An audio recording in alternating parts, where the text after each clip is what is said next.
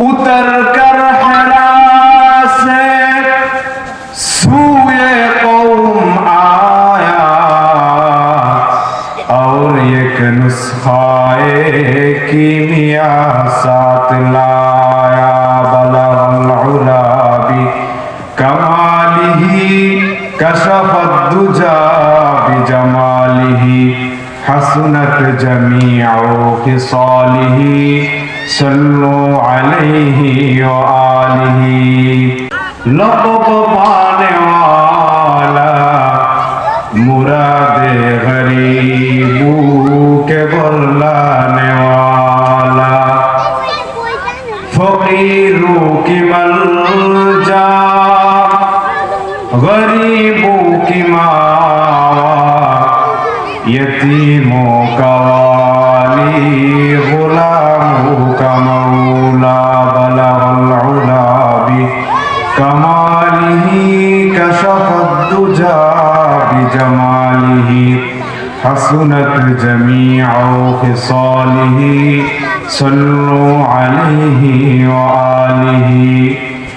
उतर कर हरा से सूए कौम आया और एक नुस्खाए कीमिया साथ लाया। बलगल उला बि कमालिही कशफत दुजा बिजमालिही हसनत जमीउ खिसालिही सल्लु अलैहि व आलिही। আলহামদুলিল্লাহ,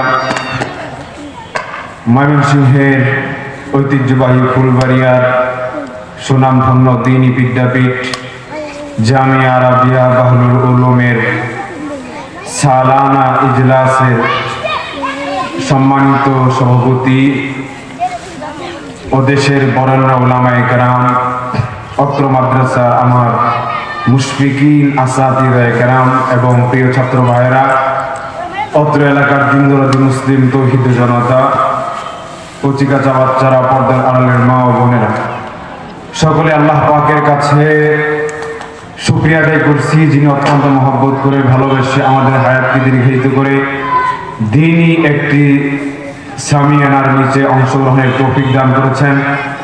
সেজন্য যে যেখানে আছি রব্বে কারীমের দরবারে শুকরিয়া আদায় করি, সকলে বলি আলহামদুলিল্লাহ। আলহামদুলিল্লাহ। সম্মানিত উপস্থিতি, আজকের ইসলামী মহাসম্মেলনে লম্বা ভূমিকা না টেনে আমি মূল আলোচনায় চলে যাচ্ছি। আজকের এই দ্বীনি মাহফিলে রাসূল করিম সাল্লাল্লাহু আলাইহি ওয়াসাল্লামের অত্যন্ত গুরুত্বপূর্ণ একটি আমল নিয়ে আলোচনা করার প্রয়াস চালাবো, রব্বে কারীম যদি তৌফিক দান করেন। সেটি হলো তওবা ও ইস্তিগফার। আমরা জানি রাসূল করিম সাল্লাল্লাহু আলাইহি ওয়াসাল্লাম দিবারাত্রিতে 9 ওয়াক্ত নামাজ পড়তেন।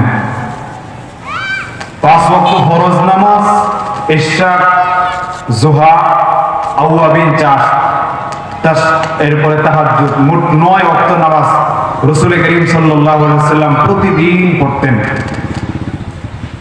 অথচ রাসূল করিম সাল্লাল্লাহু আলাইহি ওয়াসাল্লাম তিনি নিজেই বলেন, ইন্নী আস্তাগফিরুল্লাহ কুল্লা ইয়াউমিন 70 মাররা, আমি প্রতিদিন রব্বে কারীমের কাছে 70 বার তওবা ইস্তিগফার করি।